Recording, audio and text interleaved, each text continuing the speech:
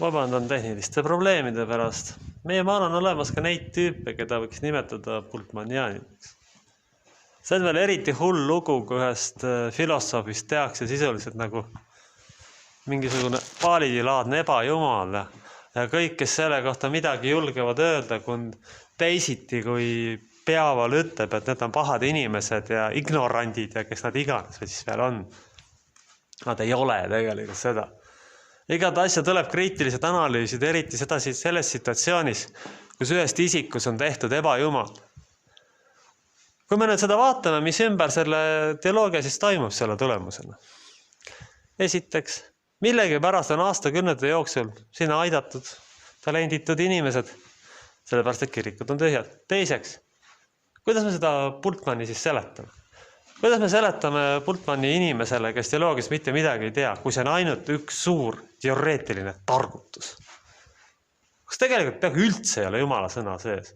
Ja kui see öeldaksegi põhimõtteliselt seda, et kõik on suhteline, et ajalugu on suhteline, et iga inimene näeb ajalugu oma mätta otsast, et justkui ajalool ei olekski mingisugused reeglipärasusi. See on teadlik tsivilisatsiooni põhja laskmine, kui me võtame ära ajaloost reeglipärasus. See on ikkagi päris absurdne situatsioon. Me võiksime gravitatsiooniseadusega ära tühistada, et need seadus ei sobi, tead, et mis sest, et tüübid puruks kukuvad näiteks. Kui liberaalses teoloogias ei räägita eetikast ja õigemini, kui liberaalne filosoofia vahetatakse liberaalse teoloogia vastu välja, nimetatakse asi valede nimedega, proovitatakse seda maha turustada, seda õudust, millel teoloogiaga tegelikult ei olegi väga palju ühist ausalt öeldes. Ja mis on nii vale nimega pandud ja mis pole ka filosoofina veel mitte kõige parem variant.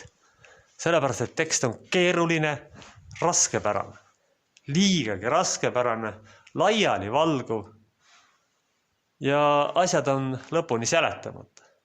Kui ikkagi öeldakse, et inimese vaatekohast lähtuv mingi olukord on, siis me ei saa seda võtta ja puhta tõe pähe, sest igal olukorral on ju põhjus ja tagajärje seosed. Isegi sellest ei viitsi Bultmann selles artiklis üldse mitte midagi rääkida. Põhjus ja tagajärje seostest. Kui ma teen ühe valiku, siis on teine tagajärg. Kui teen teise valiku, on teine tagajärg. Nii. Valiku alus lähtub muidugi inimesest, aga valiku tagajärg lähtub kindlasti ühiskonna seaduspärasustest. Kui me ikkagi tegeleme korduvalt destruktiivse õudusega, siis loomulikult läheb ühiskond põhja. Sellest ei julge muidugi seltsimised liberaalid mitte midagi rääkida. Ja tõenäoliselt neid inimesi, kes julgevad sellest rääkida, parimal juhul ignoreerivad, halvemal juhul panevad nende teed kinni ja teevad kõike seda vaimset terrorit, mida ikka on totalitaarses süsteemis tehtud. Liberaalsus tegelikult sillutas teed kontrolli ühiskonna poole. Me võtame väärtused ära. Me tekitame eetilise moraalse kaose, kus igasugused tohmanid saavad võimu juurde ja küll oma kaost ja hävingut ja lõpuks laskma põhja ka perega. Kui me vaatame praegu lääne tsivilisatsioonis toimuma, siis täpselt seda ongi tehtud. Eetiline moraalne tasand on ära tõmmatud. Seltsimehed Bultmann, Harnack ja Part, kes tegelikult ei saa kuidagi ausalt öeldes päriselt teoloogiks nimetada ja nad ei armasta peaaegu üldse piiblit tsiteerida. Need keerulised targutused, mida üritatakse bioloogia pähe maha turustada, on tekitanud ühiskonnale väga korraliku kahju. Matteuse evangeeliumi 13. peatükis ja tähendamissõnast ja külluvõttes ja salmides 18-23 tuleb ju tegelikult ka see mõte näiteks välja, et ega enamik külvi läheb niikuinii nässu, et inimene on juba olemuselt tegelikult nõrk tegelane. Kui nüüd võtta aluseks selline keeruline targutus, mille aju põhimõtteliselt pooleks murda, siis issand jumal, siis te ei saa iialgi seda sõna levitada. Siis see jääbki mingisugustes säästuteoloogide klubiliseks tegevuseks, mis kogu ühiskonnale, ausalt öeldes otsa ja julmalt välja, polegi mitte midagi kasu. Sest ei ole mitte midagi kasu, see on lihtsalt kitsa klubi targutus. Ja muidugi on ka ilmselge, et need nii-öelda Bultmannianid ongi nagu Paali prohvetid, et kes tõesti võivad ükskõik kui palju pingutada. Aga nad ei saa ligimeseni jõuda. Nad võivad teha ükskõik kui palju oma säästukonverents ja jumal teab mida. Aga kui nad ei suuda sõna inimesteni tuua, siis on see mõttetu tegevus täiesti. Neil puuduvad talendid ja pühavaimu osadus enamasti. Nad ei teagi aru, mis see püha vaim üldse on. Nende ülbus ja rumalus ja pimedus on tegelikult piiritud. See on uskumatu. Alustame kas või sellest, et kui te üritate liberaalset filosoofi, kelle tekst on niigi raskepärane, kes on mõeldudki filosoofiliseks arutluseks, mitte eksistentsiaalsetele ehk jumalaga seotud küsimuse vastamiseks, teoloogiks maha turustada. Kui see vend ise ka ennast teoloogiks peab, siis ei saa sellest vennast ka väga palju arvata muidugi.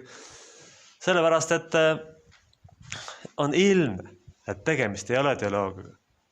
Kui me võrdleme kas või seda tänast teksti Jesaja raamatus, kus on ilmselgelt ja lihtsalt välja öeldud, et inimesest oligi määratud saama sõna sulane ja nii on lihtsalt.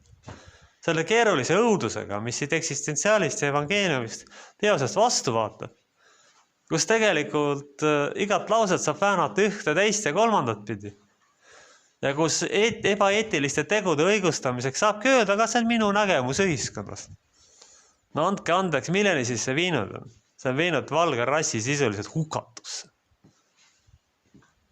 Iga tüüp võib siis toimetada nii, kuidas tahab, tekib eetiline kaos ja sogases vees on, ütlen siis otse ja jõhkralt välja, säästuärgikatel ja igasugusel muud kahtlasel elemendil lihtne oma äri ajada. Kõik äriks teha. Kuna ei ole eetilist orjetini, kuna Bultmann ja teised liberaalteoloogid tegelikult ei räägi kindlatest eetilistest printsiipidest. Nad ei räägi mitte midagi sellest.